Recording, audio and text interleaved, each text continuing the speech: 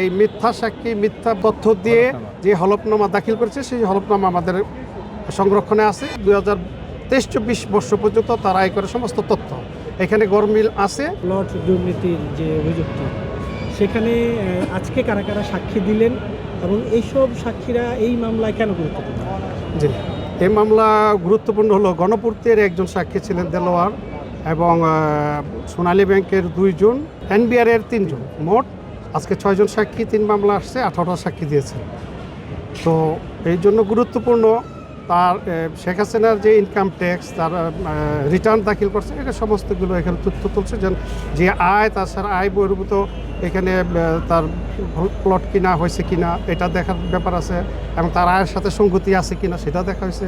যেহেতুগুলো যে pay order করছে গণভবনের থেকে, গণভবন শাখা সোনালী ব্যাংক যেখানে পে অর্ডার করছে সেই পে অর্ডারগুলো এখানে যাচাই বাছাই করার জন্য আজকে জব্দ তালিকার সাক্ষীগুলো সাক্ষী দিয়েছে। এখানে রাজুকে আইনে যে ইমপ্রুভমেন্ট ট্রাস্টের যে আইন সেই বিধিমালা 9-এ বলা আছে যে একটা হলফনামা দিতে হবে। যে হলফনামায় বলা হয়েছে যে তার নিজের তার নিকটাত্মীয় রক্তের সম্পর্কের কারো ফ্ল্যাট অথবা প্লট এই রাজধানী এবং নারায়ণগঞ্জে কোথাও থাকতে পারবে না। সেখানে শেখ হাসিনা এবং তার পুত্র এবং কন্যা 3 জনেই হলফনামা দিয়েছেন। সেই হলফনামা আমাদের কাছে আছে।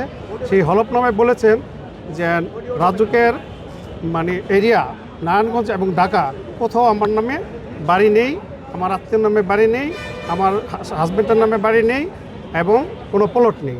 এখানে সে এটা বলেই এই হলফনামা দিয়েছে। আর হলফনামায় উল্লেখ আছে যদি কোনো আত্মীয় স্বজন রক্তের সম্পর্ক আরও যদি বাড়ি থাকে তাহলে এই প্লট পাবে না। বিদায় তারা এই মিথ্যা সাক্ষী মিথ্যা তথ্য দিয়ে যে হলফনামা দাখিল করেছে সেই হলফনামা আমাদের সংরক্ষণে আছে। আমরা এটা আবার আদালতে এক্সিবিট করেছি এবং এটা আমরা আরও শুনানিতে এবং আর্গুমেন্টে সেটা আবার বলবো। যুক্তরাষ্ট্রের 1 নম্বর জিম চেইন গোল্ড জিম এখন আবারও বাংলাদেশে বসুন্ধরা আবাসিক এলাকা ও বসুন্ধরা সিটি শপিং মলে।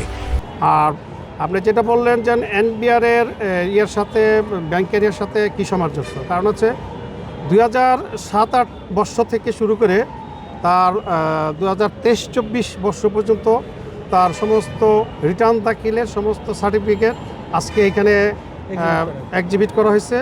যারা আয়করের NBR থেকে যেসব 3 জন কর্মকর্তা আসছে, একজনের জিম্বায় রেখেছে, 2 জনের সাক্ষীতে এই তথ্যগুলো এই ডকুমেন্টসগুলো তদন্তকারী কর্মকর্তা গ্রহণ করেছে। সেগুলো সেই সাক্ষী দিয়ে গেলো যেন আমার সামনে জব্দ করেছে।